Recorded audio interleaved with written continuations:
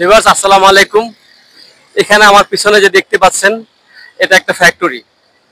এই ফ্যাক্টরিতে প্রায় 20,000 সামথিং মানুষ চাকরি করত, শ্রমিক ছিল।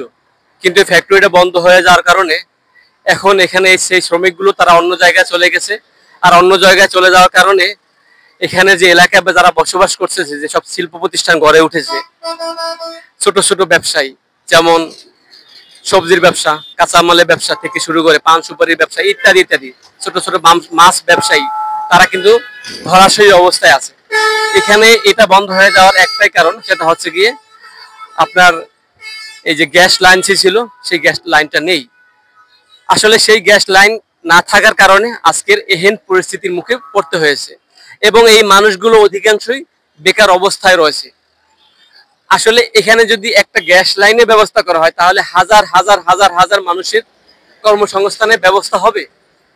এই একটা গ্যাস লাইনের কারণে কত মানুষ অর্ধাহারে অনাহারে আছে, তাদের তো আসলে অনেক স্বপ্নবিলাসী মন নিয়ে পৃথিবীতে আসতে পারে নাই।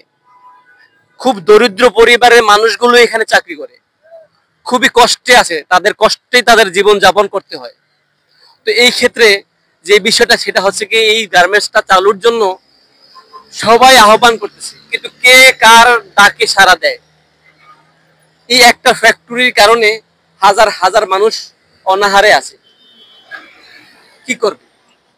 কারণ বর্তমান যুগে আর্থিক সংকটে রয়েছে, চাকরি সংকটে রয়েছে, ব্যবসার সংকটে রয়েছে।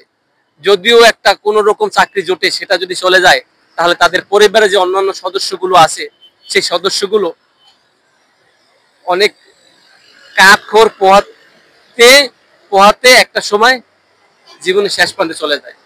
তো প্রিয় ভিউয়ার্স, আমি আপনাদের কাছে অবশ্যই একটা জিনিস কামনা করব, আপনারা লাইক এবং কমেন্টস করে জানাবেন।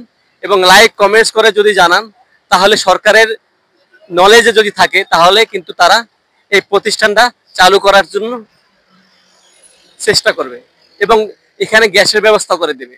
আর যখন গ্যাসের ব্যবস্থা হবে তখন এখানে মানুষের মুখে হাসি ফুটবে। সরকারের কাছে তো আসলে অনেক কিছু চাওয়া পাওয়ার থাকে, কিন্তু এই আমাদের বাংলার জনগণ সেই চাওয়া পাওয়া তো দূরের কথা, তাদের যে ন্যায্য অধিকার, খাদ্য, বস্ত্র, শিক্ষা, চিকিৎসা, বাসস্থান, সেগুলো তো তারা পাচ্ছে না। এখান থেকে যদি একটু তাদের প্রতি দয়া করা হয় তাহলে সেই জনগণের মুখে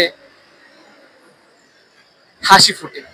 চাতক পাখি যেমন এক ফোঁটা বৃষ্টির আশায় আসমানের দিকে তাকিয়ে থাকে, ঠিক এখানের জনগণগুলো এই অন্তিমের দিকে তাকিয়ে আছে যে কখন অন্তিমটা চালু হবে আর কখন এখানে একটা চাকরি পাবো এবং অন্যান্য ব্যবসা প্রতিষ্ঠানও তাদের আর্থিক দিক থেকে সচ্ছল হবে। ধন্যবাদ।